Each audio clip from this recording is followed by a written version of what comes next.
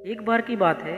महात्मा बुद्ध अपने शिष्यों के साथ दूसरे नगर में प्रवचन के लिए जा रहे थे।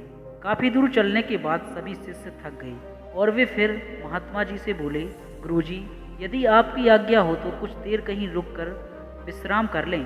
महात्मा जी बोले, वत्स, कहीं उचित स्थान देखकर हम वहीं विश्राम करेंगे। फिर कुछ देर चलने के बाद उन्हें एक खेत दिखाई दिया। उस खेत पर एक बुजुर्ग और एक छोटा लड़का खेत जोतने का काम कर रहे थे। महात्मा जी ने उस बुजुर्ग से पूछा, हे मान्यवर, हम कुछ देर यहाँ विश्राम कर सकते हैं?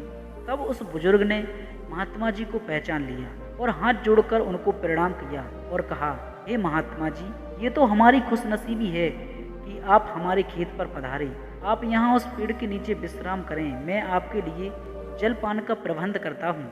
तब महात्मा गौतम बुद्ध बोले, हे मान्यवर, आप अपना कार्य पूर्ण करें, हमको कुछ भी नहीं चाहिए। फिर भी वह बुजुर्ग नहीं माना और महात्मा जी को कुछ फल तोड़कर और उन्हें जल देकर वह बुजुर्ग अपने काम में व्यस्त हो गया। तभी सभी शिष्यों ने और महात्मा जी ने फल और जल ग्रहण किया और सभी वहीं विश्राम करने लगे। फिर वह बुजुर्ग लगातार अपना काम करते रहे। तभी उस बुजुर्ग का पोता काम करते करते थक गया और मन में सोचने लगा कि अभी तो आधा खेत ही जुता है और आधा खेत अभी बाकी है।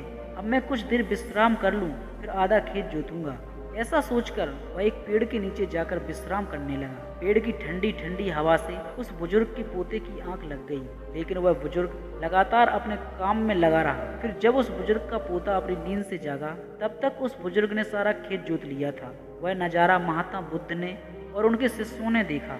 तभी महात्मा जी से उनके शिष्य बोले, हे गुरुजी, इस बुजुर्ग की उम्र इतनी अधिक होने के बावजूद भी बिना विश्राम किए ही उसने सारा खेत जोत लिया, और दूसरी ओर उसके पोते की उम्र उनसे छोटी होने के बावजूद भी आधा खेत जोतकर विश्राम करने चला गया। ऐसा जोश सराहनीय है। उस बुजुर्ग में ऐसा जोश देखते ही बन रहा है, और वही उनका पोता आलस्य में आकर विश्राम करने चला गया। तभी महात्मा जी बोले, हे भक्त, तुम्हारा कहना उचित है, पर ऐसा इसलिए हुआ क्योंकि उस बुजुर्ग का ध्यान केवल खेत जोतने पर था, ना कि शरीर की थकावट पर। वहीं दूसरी ओर उस बालक का ध्यान खेत की जुताई पर ना होकर शरीर की थकावट पर था। तो दोस्तों, अपना ध्यान हमेशा लक्ष्य पर केंद्रित रखें और अन्य कहीं नहीं। यह कहकर महात्मा जी और उनके शिष्य उस बुजुर्ग का अभिनंदन करके अपने मार्ग पर चल दिए।